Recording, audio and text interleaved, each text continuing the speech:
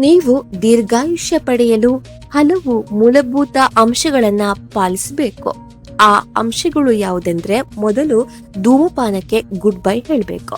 ಧೂಮಪಾನ ಶ್ವಾಸಕೋಶದ ಕಾಯಿಲೆಗೆ ಮಾತ್ರವಲ್ಲ, ಇದು ಹೃದಯ, ಮೆದುಳು ಮತ್ತು ಮೂತ್ರಪಿಂಡಗಳು ಸೇರಿದಂತೆ ದೇಹದ ಪ್ರತಿಯೊಂದು ಅಂಗಕ್ಕೂ ಹಾನಿ ಮಾಡುತ್ತದೆ.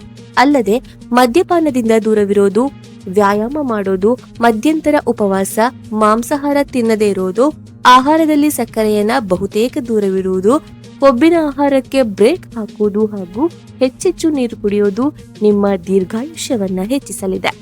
ಆಹಾರದಿಂದ ನಿಯಮಿತ ವ್ಯಾಯಾಮದವರೆಗೆ ಇವೆಲ್ಲವನ್ನ ಹಂತ ಹಂತವಾಗಿ ಪಾಲಿಸಿದ್ರೆ ನೀವು ದೀರ್ಘಾಯುಷ್ಯಗಳಾಗುತ್ತೀರಿ. ಒಟ್ಟಿನಲ್ಲಿ ದೀರ್ಘಾಯುಷ್ಯವು ಕೇವಲ ಭಾಗ್ಯವಲ್ಲ, ಅದು ನಮ್ಮ ಜೀವನ ಶೈಲಿ ಮತ್ತು ಅಭ್ಯಾಸಗಳ ಫಲಿತಾಂಶವಾಗಿದೆ.